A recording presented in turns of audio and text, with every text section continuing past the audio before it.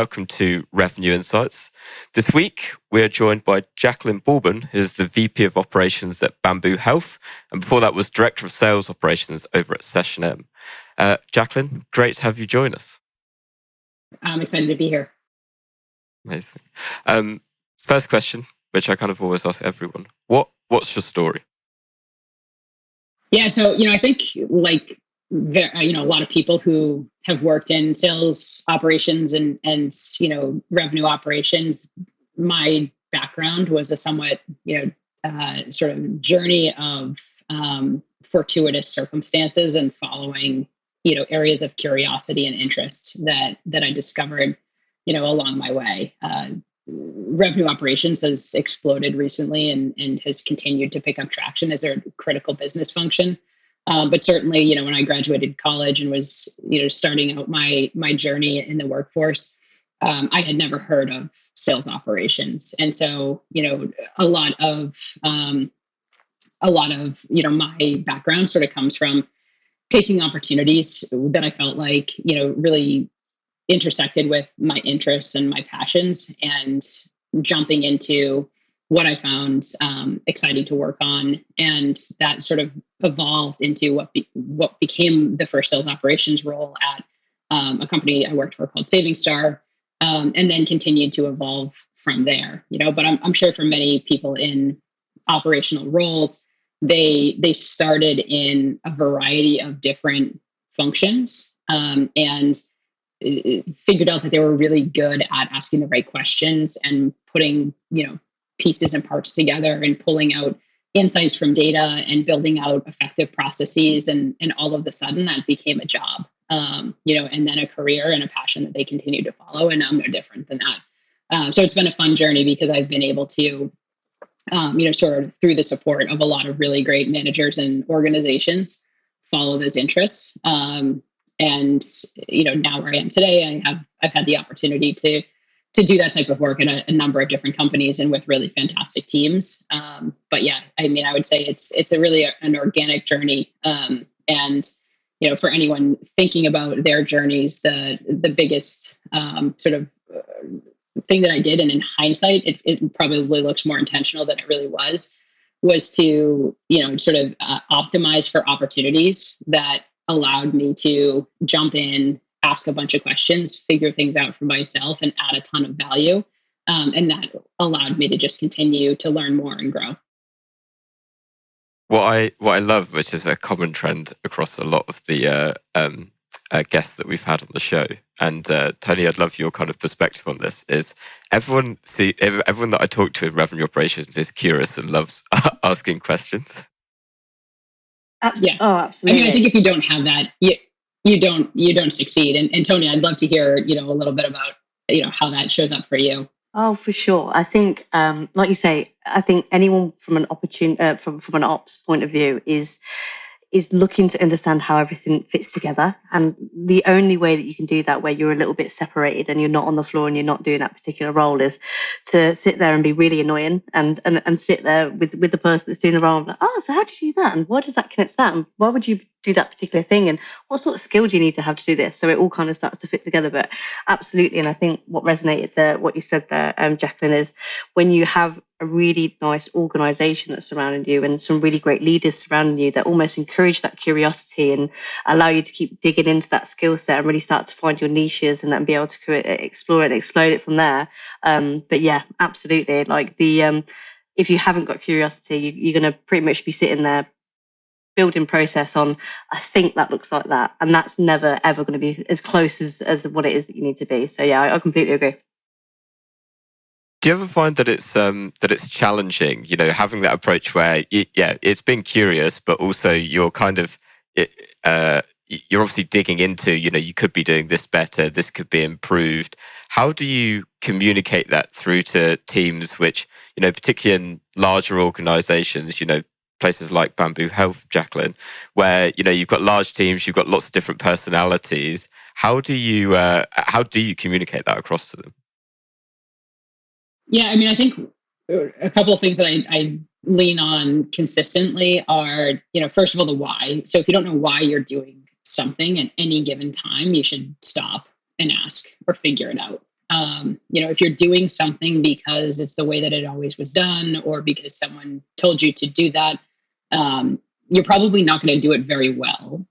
And you're probably not going to get a lot of satisfaction out of it. So, first you need to know why you're doing things. And then, second, primarily for operations teams, you need to understand where it is you're trying to go.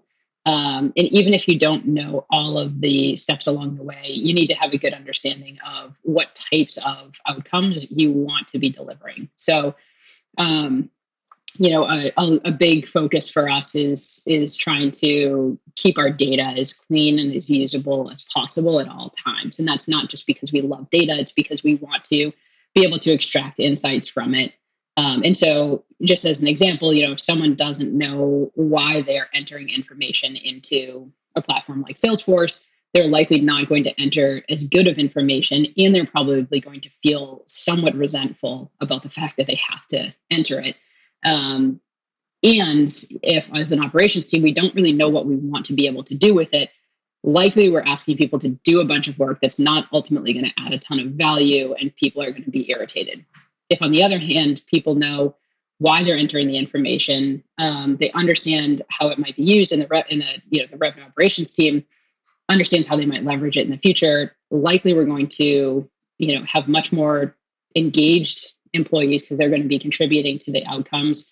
And our ops team is actually going to be able to use the information in really tangible ways to then return value to the revenue organization. So I think that we just have to always continuously come back to the why and ensure, alignment between the teams. There's, Salesforce is one of those tools that everybody uses and everyone has strong opinions on, but particularly sales teams often feel really burdened by the amount of information that they're asked to put into Salesforce. And at the end of the day, if people don't understand why they're doing it or how it might be used, I'd feel the same way too.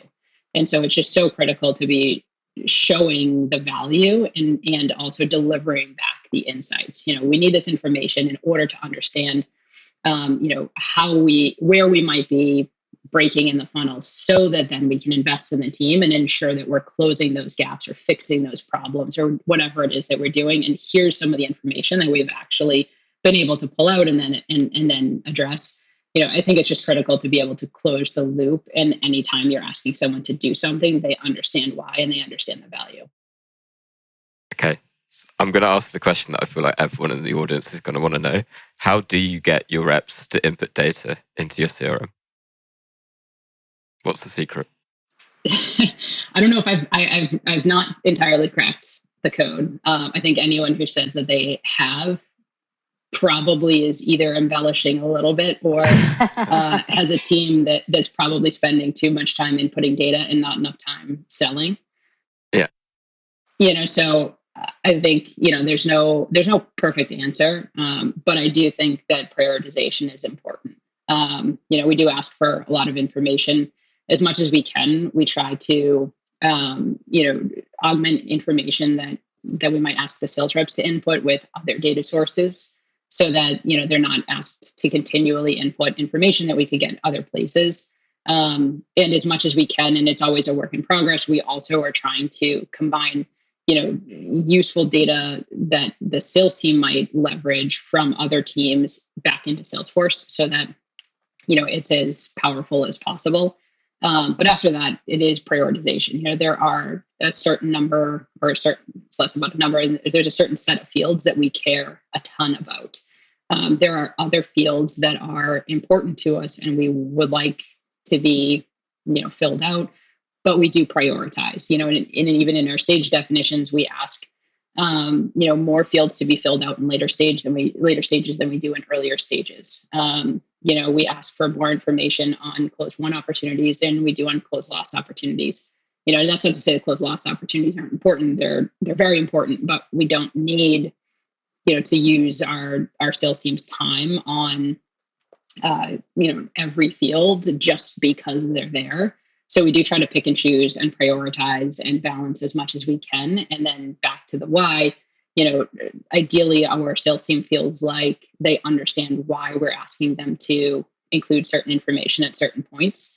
and they're seeing the value from it. Their customers, as they're picked up for implementation, are happier and more satisfied because our implementation team was able to utilize information that was entered in Salesforce, to make that handoff more efficient and to make the customer experience better. And so there's an understanding of, okay, I input that information, I saw it used, and I saw it used well.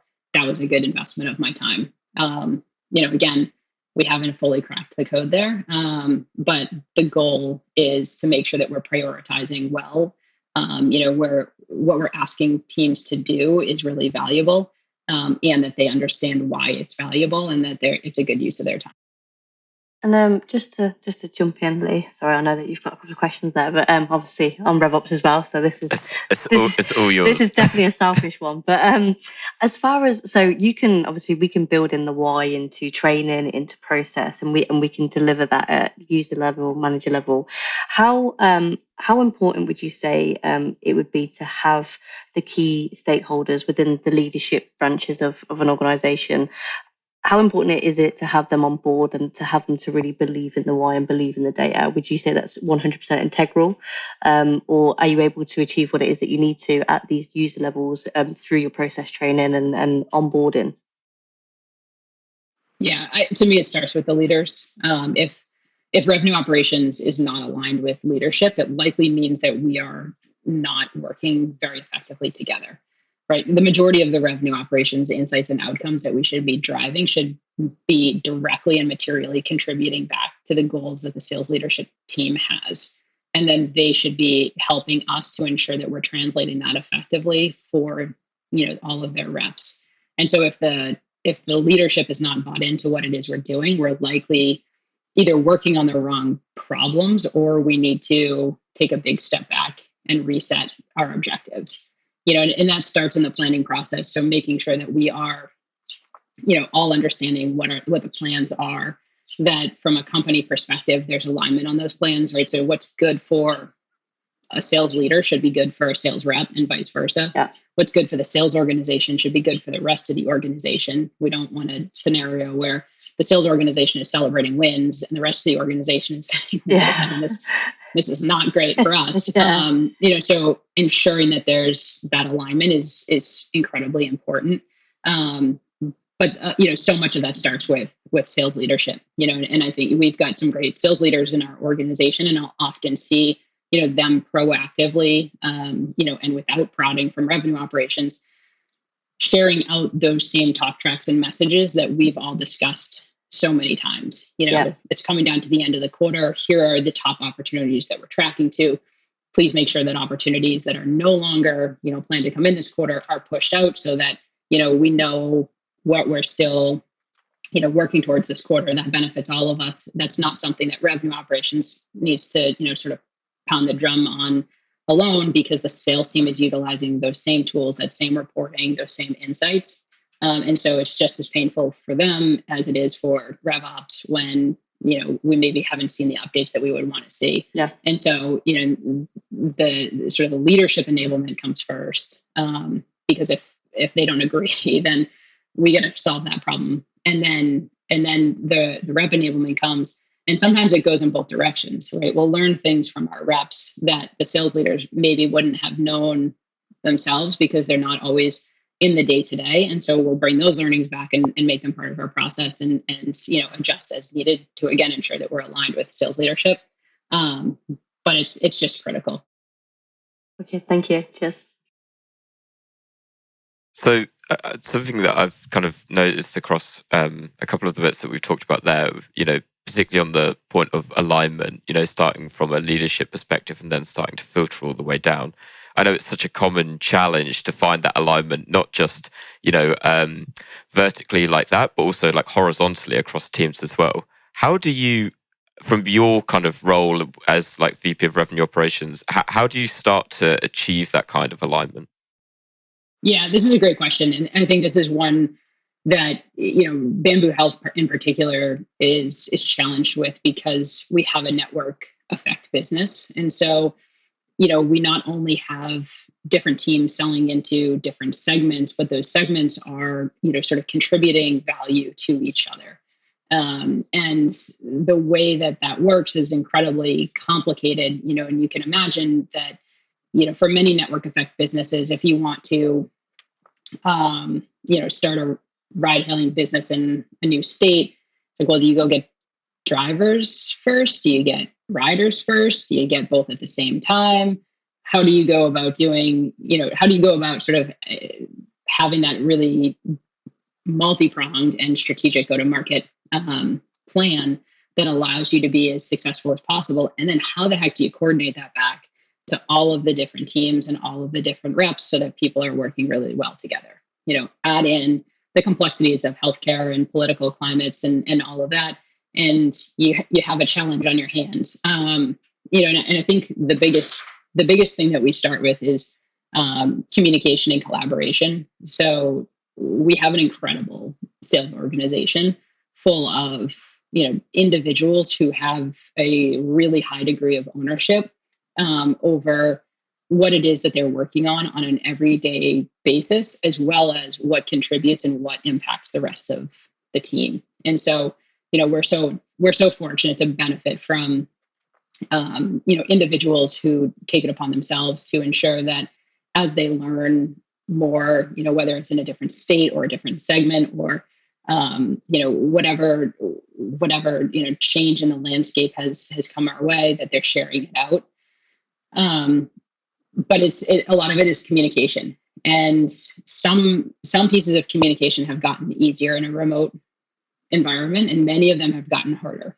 So what used to sometimes be 5-minute conversations where someone would hang up the phone and tell everybody sitting around them, you'll never guess, what I just heard from this customer, or I just had this really great call, and this is what I learned, and share that. That now means it takes a lot more intention to share what used to come pretty naturally when speaking to someone sitting next to you. And so, a lot of the inter-team work, we've tackled in different ways. Some of it is, reporting. So what systems and processes do we have to, sort of from a more company standpoint, connect those dots and help teams to see, team A has this pipeline in this state and team B has this pipeline in this state. How do we try to connect the dots more effectively and give people the information and the tools that they need to see what's going on in other places?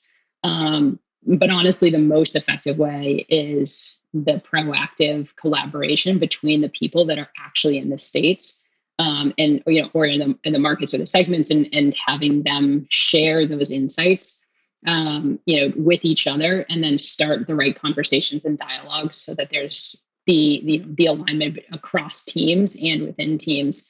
But for us, it's challenging.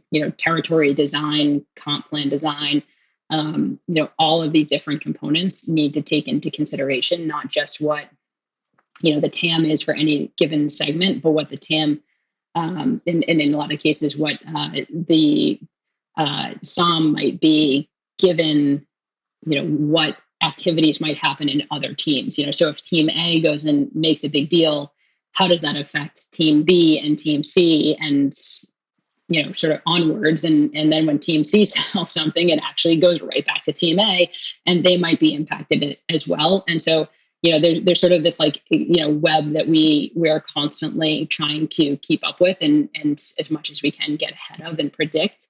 But at the end of the day, we rely so much on really an incredible team of sales reps, like I mentioned, who just have this insane knowledge of the market, of the customers, and this really high degree of ownership to share out what they know with their teammates to ensure that we sort of have that rising tide lifts all boats effect. And so it's RevOps has a hand, but I would say that the primary owners are the team. I agree that communication plays such a vital role, and it's hard to foster that or to build a process that really encourages it. And I think a lot of it, to the point that you're making, when it used to be in the office, it was just the done thing to do. You get one person doing it and everyone goes, oh, well, that's what I should be doing as well, right? Exactly. So I'd open this question up to both of you. So in, the world that we live in now, with hybrid and remote working becoming so much more commonplace, how do you think you start to get that communication going? I mean, we've started with a much more formalized investment in enablement. And so we certainly encourage all of the communication and collaboration that I mentioned. But we've also been investing more and more in more formalized enablement functions to take some of the burden off of the teams, and ensure that, people know where to go to get the information that they need and the resources that they need. And that we're more proactively pushing out the content, and that we're doing it in a way that is not a one and done. It's really hard to put the burden on sales leaders or functions with the organization to not only train teams, but then to do it again and again. No one's going to learn everything on the first go around, and likely you need multiple modes of communication. In many cases, you're going to need to do practices and quizzes and, dry runs and all of that type of thing. And it takes a lot of time and investment to not only do it, but do it well. So one of the primary things that we've done is continue to invest more and more in enablement. And I think that's to the benefit of the entire organization. And Tone, I'd open this up to you as well, because I know you're a big advocate on our side as well, looking, at the tools that we use internally. So from your side, how are you looking to increase that communication? Because I know we ourselves have a hybrid sales team. Yeah, I think it's so many different things at any one time. And Jaclyn said it so beautifully, is the investment that it is that you've got to make, and then the commitment thereafter as well.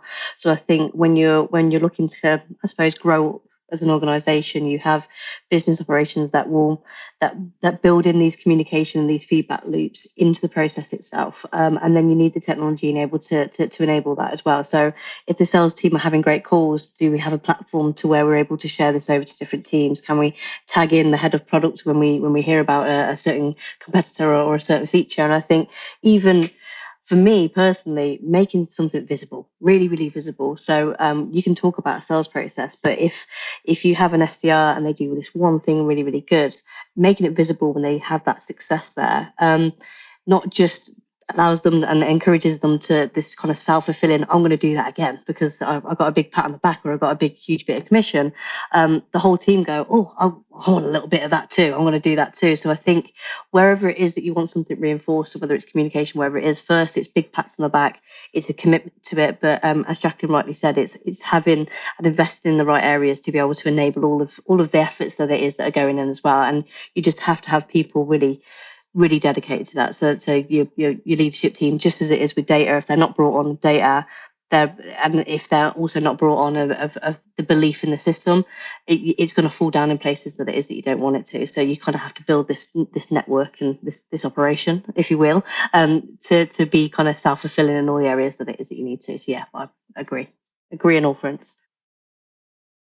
And this leads really nicely onto my next question. Is something that I really wanted to ask you, Jaclyn, because when I was kind of prepping for this, I was having listened back to, some of the other podcasts that you've done, like with Sean Lane, and you talked a lot about like the value of like building relationships, which resonates a lot with us because we love relationships too. Why do you think they are, so important within your role, but within across the revenue organization as well?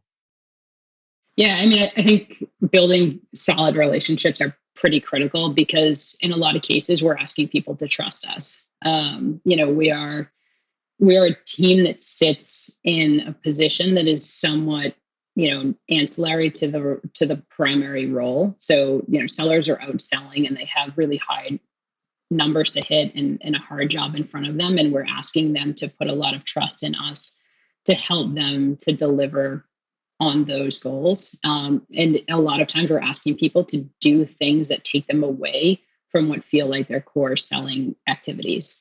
And to ask people to do that requires them to take a leap of faith. And so if you're not invested in building the relationships and to bringing people into the why and, demonstrating how you're adding value back, I don't think it's fair to then also ask them to put their trust in you in order to, make it so that you're accomplishing your goals when it's not clear how it's actually going to help them accomplish their goals. So the partnership is critical.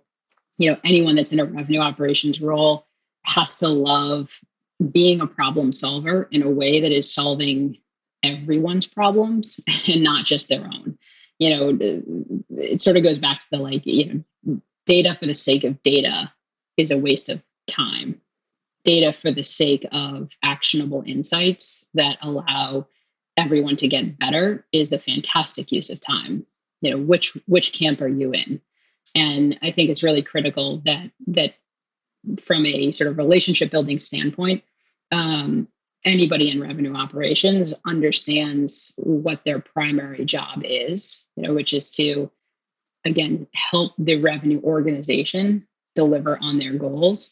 And if you're doing that and you're working with your peers and your teammates, you're going to be, as a whole, much more successful than if you're trying to go it alone and say, I know what's best. You just need to do what I say, without providing back, the value to your stakeholders.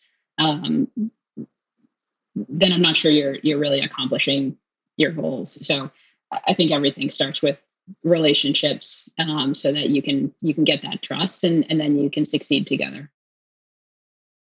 I feel like there's a really nice cycle happening here where it's around explain the why, communicate it, build that relationship, and rinse and repeat, right?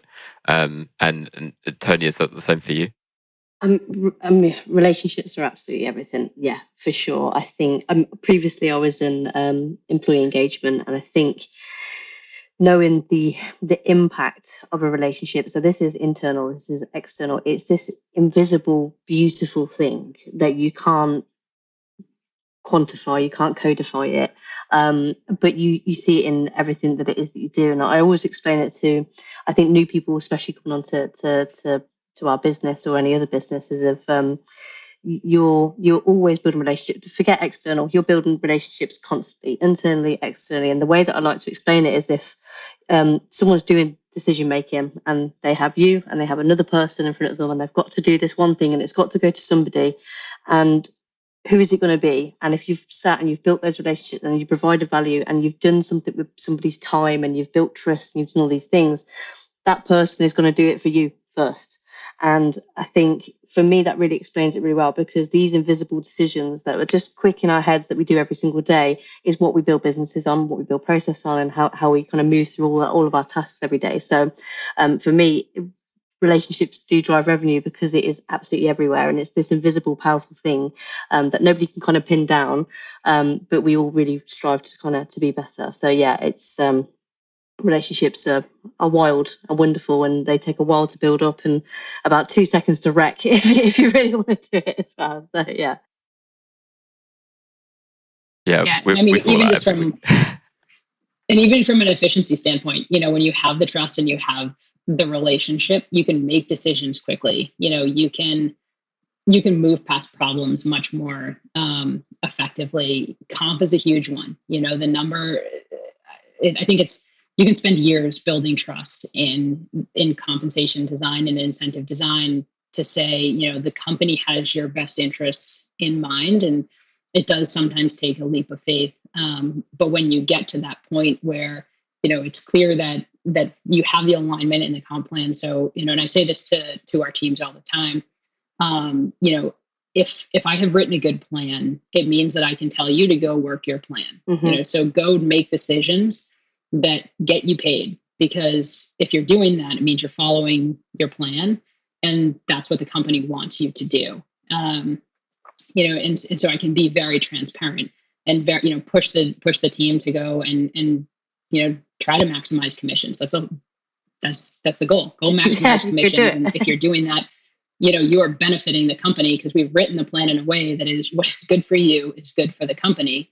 But then also when those inevitable, gray areas come up where, something sort of fits in between or is not that clear, the relationships that we've built allow us to have really candid conversations to say, all right, explain exactly what the scenario is. How is this going to work? Why are we doing it this way versus this other way that maybe we'd prefer? And we can really work together to understand, okay, it is actually the right call for the organization to go in this direction that maybe isn't ideal, but we're not going to get the deal done otherwise, or there's a specific customer scenario that's pushing us in that direction, or whatever it is, and we can have those really candid, honest conversations because we have the relationships and we have the trust to say, no one's looking to, back someone into a corner and take something away from anybody. We're trying to work together to figure out the right decision. And then we will treat everybody as fairly and as equitably as possible, given the decision that we make together. But that comes from the relationship and the trust. And if you don't have that, often you end up spending a lot more time spinning your wheels, trying to get into like, what's going on? Why are we doing this? And people are a lot more reluctant to share because they're not sure it's going to be good for them. And so, the investment in the relationship pays itself back in dividends when you have the trust, have the collaboration, and can just work towards the best answer together and know that you have each other's backs. I think so much of that, to a point you made there, comes from that transparency and that openness of, this is why I'm saying this, this is why I'm saying that we should be doing it in this way. It's not a case of, oh, you're wrong about it. It's having that open-minded approach to it of, there is a better way of doing things, and much to, I think, as has been a common theme throughout our conversation, it benefits everyone, and it's explaining that why as well of, it's not just to benefit me in my role, it's also going to help you at the end of the day. Going back to what we were talking about earlier in the case of updating your CRM, it's actually the result that you get at the end of it. For a rep, you get to make more commission at the end of the day, right? It's going to help you to give you the insight that you need to close more deals. So completely agree with that point. Final question, Jaclyn, before we sign off. If there is one book that you could recommend to revenue leaders, like in operations or even sales, what would it be? Yeah, that's a good question. I'm going to grab it. Let's see. So, Leadership and Self-Deception is a book. It's actually by the Arbinger Institute, and it's called "Getting Out of the subline is Getting Out of the Box." It's actually a book that my manager sent me to read. Hopefully, it wasn't too pointed a comment on what I need to read. But I would say it. Sure not. Yeah, he wasn't telling me anything. I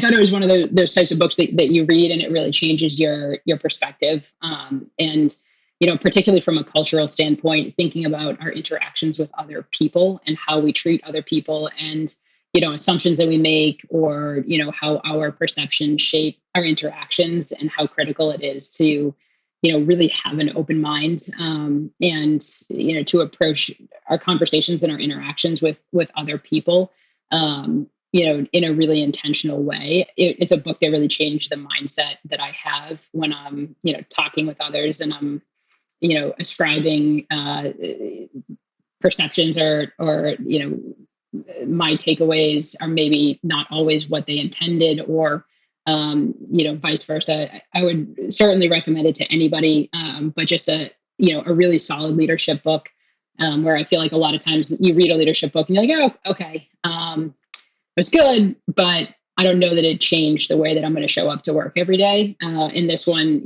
changed the way that I show up to work every day. Amazing. Right. Downloading that immediately. Yeah, straight on Audible.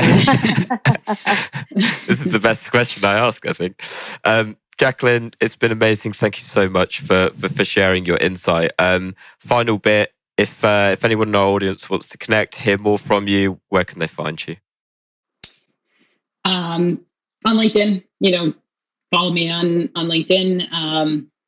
and feel free, anyone, to send me a message. Always looking to connect. Amazing. We'll put Jaclyn's LinkedIn link down in the show notes. Well, thank you so much, Jaclyn, Tony, as always. Thank you so much for joining us, and to everyone listening. It's been great to have you with us. We'll catch you next week. Thank you all. Thanks, Lee. Thanks, Tony.